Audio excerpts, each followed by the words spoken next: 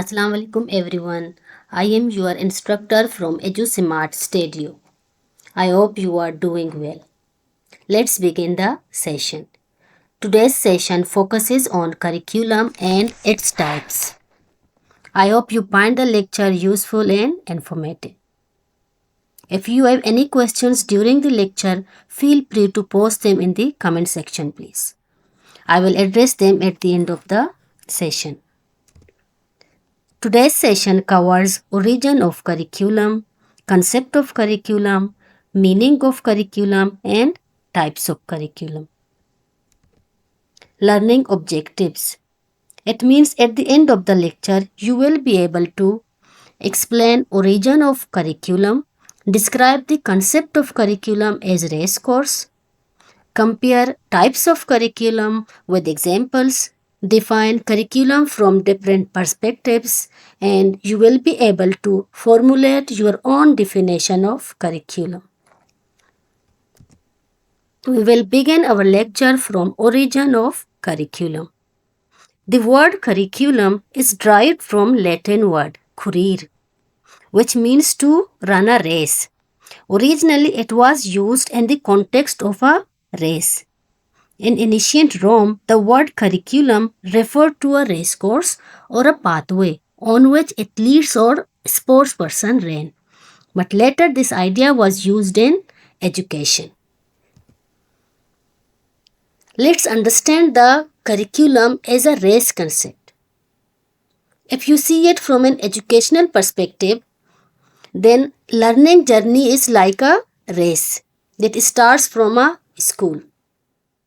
Curriculum is the pathway that guides this journey, and the student is the runner who follows the pathway to reach the finish line and achieve the goal.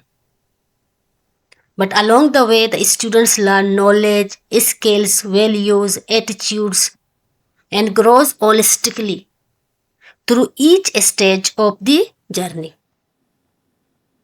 I hope the lecture so far is clear. If you have any questions, please post them in the comment section below. Now let's explore curriculum in detail and understand what a curriculum is.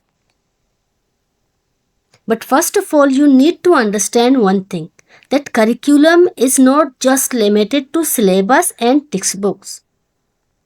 But curriculum is the totality of learned experiences, both inside and outside the classroom, designed to help students achieve educational goals and promote holistic, means overall development of learners, including knowledge, skill, values, and attitudes. Now let's go through the types of curriculum one by one to understand how each type shapes learning experiences and develop learners holistically. Let's begin with the first type, that is official curriculum. The curriculum that is formally planned, written and approved by educational authorities is called official curriculum. It is the structured, means organized learning plan of a school. It includes textbooks, syllabus, lesson plans, learning objectives, schemes of assessment and examinations. Therefore, this curriculum clearly guides what content teachers should teach and what students are expected to learn. For example, textbooks are published and decided in advance. The syllabus is outlined and the assessment and examination are decided beforehand. And students and teachers are required to follow the planned and approved materials. That is why it is said curriculum is a planned and organized set of learning. I hope it is clear. Implemented curriculum. Implemented curriculum refers to the curriculum that teachers actually put into practice in the classroom. It means that teachers deliver or teach the planned learning materials in real teaching situation. This type of curriculum reflects how the official curriculum such as syllabus and textbooks, is actually taught in the classroom. It shows whether the content is being delivered in a way that meets the needs, interests, and abilities of students. For example, a teacher may use classroom activities or discussion instead of only reading from the text. A science teacher may conduct lab experiments to make learning more practical and interesting. Learned curriculum. Learned curriculum refers to the actual learning outcomes achieved by the students rather than what is only planned or taught. It focuses on knowledge, skill, attitudes, and values that students actually acquire through teaching learning process. This type of curriculum emphasizes what students truly learn and adopt as a result of classroom teaching. For example, students are able to solve mathematical problems after classroom lessons. Students develop reading and writing skills through language classes.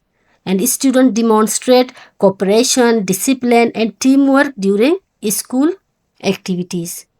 That is called learned curriculum. What students actually learn from teaching learning process is called learned curriculum. Hidden curriculum.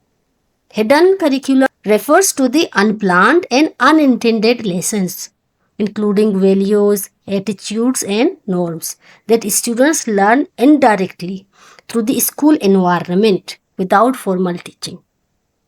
These learnings happen through school rules, teachers' behavior, classroom atmosphere, and daily interactions. For example, students learn discipline through school rules and daily routines, and students develop teamwork and cooperation during sports and group activities. Students may learn gender roles and attitudes by observing teachers' behavior. That is called hidden curriculum. Societal curriculum. Societal curriculum refers to the curriculum that reflects a society's culture, values, traditions, and expectations. This type of curriculum focuses on helping students understand how society function and work.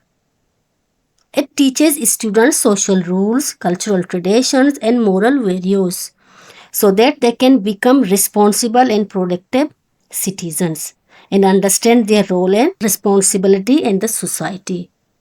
For example, students learn civic sense and citizenship through social studies course, and students are taught national history, culture, and traditions, and promote values such as honesty, respect, and responsibility.